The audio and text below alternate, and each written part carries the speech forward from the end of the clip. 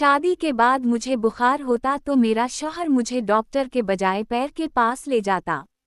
एक दिन मेरा शौहर मुझे उसी पैर के पास ले गया। कहने लगा, पैर साहब दुआ करें हमारा बेटा हो। पैर साहब ने मेरे पीठ पर हाथ रखा और कुछ पढ़ने लगा। पैर गंदी नजरों से मुझे देख रहा था। मैं ये महसूस कर रही थी। कुछ दिन के बाद मेरे शौहर घर वापस आए तो मैंने इन्हें खुशखबरी सुना दी। मैंने कहा कि मैं माँ बनने वाली हूँ। मेरे शौहर ने गुस्से से मुझे गालियाँ देना शुरू कर दें और मेरे पीठ पर लातें मारना शुरू कर दें। आयशा आज डॉक्टर से चेकअप करवा कर आई थी। वो हामिला थी और ये खुशखबरी अपने शौहर को देना चाहती थी। लेकिन शौहर घर आते ही झगड़ा करने लगा। कहने लगा, तुम यहाँ से चली जाओ, मेरी नज़रों से दूर हो जाओ। मैं तुम्हें देखना भी नहीं चाहता। अहमद अपनी बीवी को गालियां दे रहा था। वो बीवी जो कुरान की हाफिजा थी, कहने लगा, तुमसे शादी करना मेरी जिंदगी की सबसे बड़ी गलती थी। मैं पागल था जो तुमसे शादी की थी। आयशा ने कहा, अहमद क्या हवा? अहमद ने कहा, बस खुदा के लिए मुझे मुआफ कर दो। मैंने जो तावीज़ लाकर दिया था तुमने वो फेंक दिया। फिर दम किया हुआ पानी जो पैर साहब ने दिया था वो भी तुमने नहीं पिया। तुम नाफरमान बीवी हो। आयशा ने कहा, अहमद अगर मैं तावीज़ ना पीऊँ तो मैं नाफरमान हूँ। अगर मैं दम किया हुआ पानी ना पीऊँ तो भी मैं नाफरमान हूँ। ये क्या जहालत है? मैं पढ़ी लिखी अक्ल रखने वाली लड़की हूँ। तुम मुझे किस तरफ लेकर जा रहे हो? और क्या मैं तावीज़ इसलिए पहनूं कि तावीज़ पहनने से मैं जल्दी हामिला हो जाऊंगी और जो बच्चा होगा वो लड़का पैदा होगा? अहमद को आयशा की बात पर बहुत गुस्सा आया। कहने लगा, बदबख्त औरत अपने शौहर से ज़बान लड़ाती है। अरे कमबख्त, उससे पहले कि मैं कुछ कर बैठूं उठो और मेरे घर से निकल जाओ। आयशा ने कहा, अहमद बात कुछ नहीं जो आप इतना बोल रहे हैं। अहमद ने कहा, मैंने तावीज़ लेकर दिया तुमने नहीं पहना। दम वाला पानी दिया तुमने नहीं पिया। अगर तुम मेरी बात मान लेती तो लड़का पैदा होता। आयशा ने कहा, अहमद किया दम किया हवा पानी लड़का देगा। अहमद ने थप्पड़ मारा और बालों से पकड़कर आयशा को घर से बाहर निकाल दिया। कहने लगा, काफिर औरत, मेरे घर से चली जाओ। आयशा हामिला थी, आंसू साफ करने लगी। आयशा कहने लगी, अहमद आप गलत कर रहे हो। आप कौन से ज़माने में जी रहे हो? ऐसा क्यों कर रहे हो? मेरी बात सुन लो, मैंने किसी पैर के पास नहीं जाना। उन दोनों की बातें सुनकर सारा मोहल्ला इकट्ठा हो चुका था। आयशा रोकर कहने लगी, अहमद देखो, मैं तुमसे कुछ कहना चाहती हूँ। अहमद ने पैर साहब को फ़ोन किया। कहने लगा, बाबा मुर्शिद, मेरी गुस्ताखा बीवी ने वो दम किया हवा पानी फेंक दिया है। बाबा मुर्शिद ने कहा, बेटा ये गलत है, तुम इसे मेरे पास ले आओ। मैं उसके नाम का चला करूँगा तो सब ठीक हो जाएगा। अहमद कहने लगा, आयशा तुम्हें मेरे साथ बाबाजी के पास जाना होगा। आयशा कहने लगी, अहमद देखो, ये हमारे घर का मुआमला है, क्यों इसमें किसी अजनबी को लेकर आ रहे हो?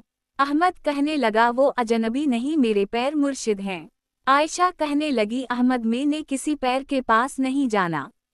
अहमद ने फिर गालियां देना शुरू कर दें। बात बढ़ते बढ़ते तलाक तक जा पहुंची।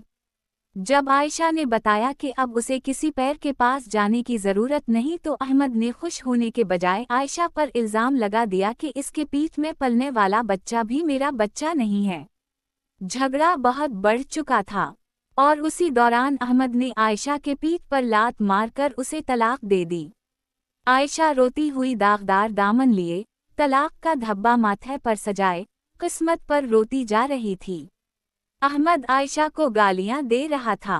कह रहा था, बदज़ात औरत, शौहर की इज्जत करना नहीं आती। ऐसी औरत को काट डालना चाहिए। अहमद के माँ बाप को पता चला तो इन्होंने आकर बेटे को बहुत समझाया कि तुमने बहुत गलत किया, ऐसा नहीं करना चाहिए था। अहमद ने कहा, आप लोगों को नहीं पता, वो खुद को पता नहीं किया समझती थी। आयशा जब अपने वालिदैन के घर पहुंची तो उसकी हालत बहुत खराब थी। इसके घर वाले उसे अस्पताल ले गए। इसका 2 माह का बच्चा अब मर चुका था। आयशा की हालत बहुत नाजुक थी। डॉक्टर ने बताया कि ये पुलिस केस बनता है, मगर आयशा के घर वालों ने आयशा के कहने पर कुछ भी ना कहा। इन्होंने सब कुछ अपने अल्लाह पर छोड़ दिया। आयशा के लिए बहुत बड़ा सदमा था। आज इस बात को 1 साल गुजर चुका था। अहमद ने दूसरी शादी कर ली थी। इधर आयशा के घर वालों ने भी आयशा की दूसरी शादी करवा दी। इस बार आयशा को जो शौहर मिला था वो एक सच्चा मुसलमान था। वो पढ़ा लिखा तो नहीं था, लेकिन वो इस्लाम को बहुत करीब से जानता था। आयशा हाफिज कुरान थी। आयशा का नया शौहर आयशा से कुरान पाक की तिलावत सुना करता था। जिंदगी में फिर बहार आने लगी। इसका शौहर बहुत अच्छा था। आयशा नई जिंदगी जी रही थी। आयशा को अल्लाह पाक ने एक खूबसूरत बेटा अता किया। वो दोनों मियाँ बीवी बहुत खुश थे। आयशा कभी कभी अपने पहले बेटे को याद करके रोती थी। इसका शौहर हमेशा यही कहता था, आयशा अपने माजी को एक बुरा ख्वाब समझकर भूल जाओ। हर कोई अल्लाह के हुजूर पेश होगा और उसे अपने किए का जवाब देना होगा। शौहर का साया आयशा के लिए सुकून था। इधर अहमद आज भी माँ बाप से अलग रहता था, लेकिन वो तावीज़ और आजकल के झूठे पैरों पर यकीन रखने वाला आज भी अहमद वही था। अहमद की दूसरी बीवी पहले भी तलाक याफ्ता थी। इसने सोचा, पहले ही मुआशरे की सर्द हवाएं झील कर आई हूँ, अब जो शौहर कहेगा वही करूँगी। उसे कभी बुखार या सर में दर्द होता तो अहमद अपनी बीवी को लेकर पैर के पास चला जाता। वो पैर अहमद की बीवी, जिसका नाम फातिमा था, इसको दम करता, इसका हाथ पकड़ता। फातिमा को बहुत बुरा लगता था, मगर वो खामोश रहती थी। उसको इस पैर से डर लगने लगा था। फातिमा ने एक बार अपने शौहर को बताया, मगर शौहर ने उल्टा फातिमा को डांट दिया। फातिमा को पहले एक शौहर छोड़ चुका था, दूसरी बार वो तलाक का सदमा बर्दाश्त नहीं कर सकती थी। उसी डर से वो सब कुछ बर्दाश्त कर रही थी। वो खामोश रहती, अहमद का सख्त लहजा भी बर्दाश्त कर रही थी। इधर आयशा अपने शौहर के साथ उम्रे पर जा रही थी। अल्लाह का शुक्र अदा कर रही थी कि उसका शौहर उसे पलकों पर बिठा कर रखता था। आयशा बहुत खुश थी। अहमद अपनी बीवी को लेकर एक दिन पैर के पास चला गया। कहने लगा, पैर साहब दुआ करें हमारा बेटा हो। पैर ने फातिमा के पीठ पर हाथ रखा और आंखें बंद करके कुछ पढ़ने लगा और साथ कहने लगा, अपनी बीवी को 20 दिन लगातार दुआ करवाने के लिए मेरे पास लेकर आया करो, फिर देखना तुम्हारा बेटा होगा। फातिमा बहुत रोती थी, या खुदा मेरे शौहर को समझ अता कर, वो गैर मर्द मुझे छूता है, मैं क्या करूं। फातिमा जैसी ना जाने कितनी लड़कियां उन पैरों की हवस का निशाना बन रही थीं। दिन ऐसे ही गुजर रहे थे। अहमद काम में मसरूफ रहने लगा तो उसके पैर दुआ करने के लिए अहमद के घर आने लगे थे। वो पैर फातिमा को हवस भरी निगाहों से देख रहा था। एक दिन फातिमा ने अहमद को बताना चाहा, लेकिन अहमद का पैर पर इतना यकीन था कि वो कुछ सुनना नहीं चाहता था। फातिमा बेबस हो चुकी थी। अहमद अपने पैर के खिलाफ कोई बात सुनने को तैयार नहीं था और इधर पैर फातिमा को अपनी हवस का निशाना बना रहा था। एक दिन अहमद घर पर मौजूद नहीं था। फातिमा सो रही थी। पैर साहब घर में दाखिल हुए। इन्होंने फातिमा के साथ जबरदस्ती करना चाही कि अचानक उसी वक्त अहमद घर पर वापस आ चुका था। अहमद ने देखा कि पैर फातिमा के कमरे में मौजूद था। पैर फातिमा से जबरदस्ती कर रहा था।